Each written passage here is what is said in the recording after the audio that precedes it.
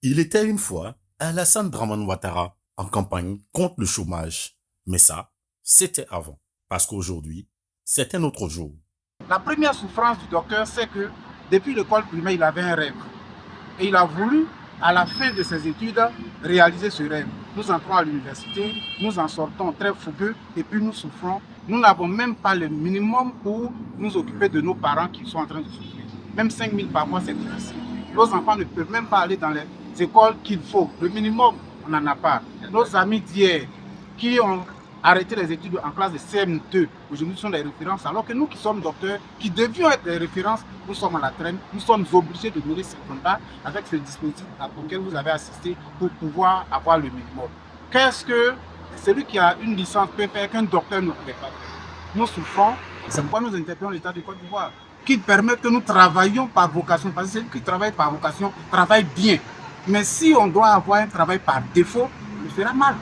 Notre rêve, c'est d'enseigner, notre rêve, c'est d'être dans les administrations, notre rêve, c'est d'être dans les institutions pour travailler en tant que docteur, pour donner le meilleur de nous-mêmes. Mais aujourd'hui, vous voyez que nous sommes ici, sous un arbre, en train de demander une insertion professionnelle. Vous l'avez peut-être remarqué, et il s'agit des docteurs non recrutés. Leur crise, qui avait défrayé la chronique a priori, n'a toujours pas été réglée.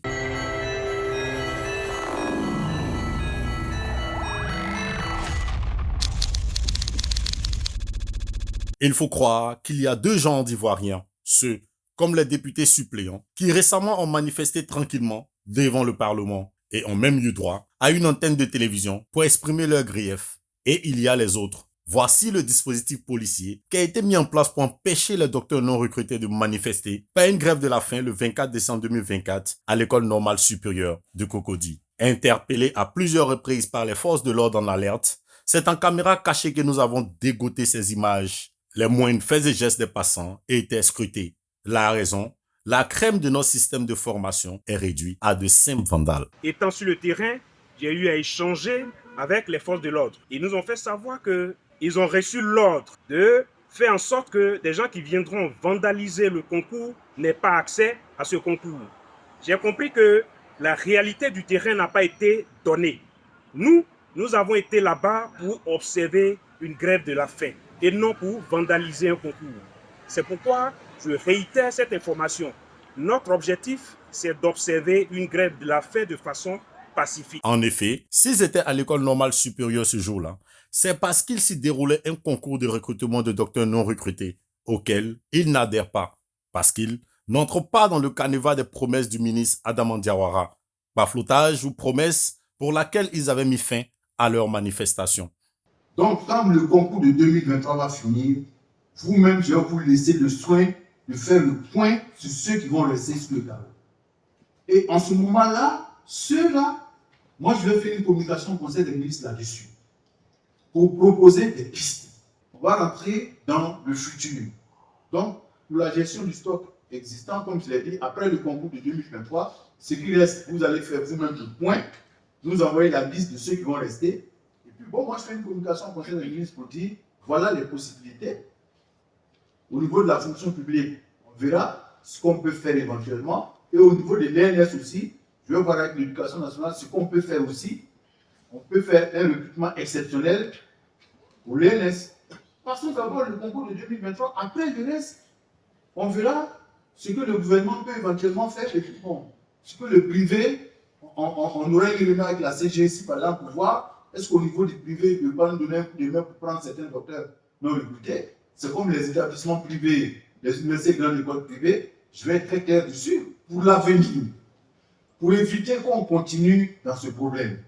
Voilà que nous sommes à la fin de l'année 2024. Rien de tout cela n'a été fait. Pas de communiqué en Conseil des ministres, pas d'insertion au privé. Adama Diawara a lancé un premier concours de recrutement en mai 2024 et un deuxième ce jour pour insérer environ 600 personnes qui ne sont pas particulièrement au total, des docteurs non recrutés, comme promis. Bon, le ministère a fait des promesses qui jusque-là ne sont pas tenues. Le ministère de l'Enseignement supérieur, le 3 février 2023, à l'auditorium de la primature de l'État de Côte d'Ivoire, a solennellement pris l'engagement d'insérer progressivement tous les docteurs à la fin de la deuxième session de 2023.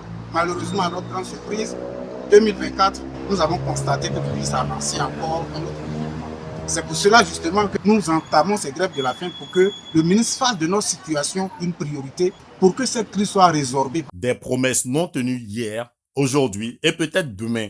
Comme avec les agents de la santé, le gouvernement a priori intégré dans son modus operandi les fausses promesses pour amortir les crises et se défiler plus tard. Conséquence, cette honteuse crise pour notre système de formation renaît avec le même chiffre. Pour le nombre, on parle de la crise des 3000 docteurs.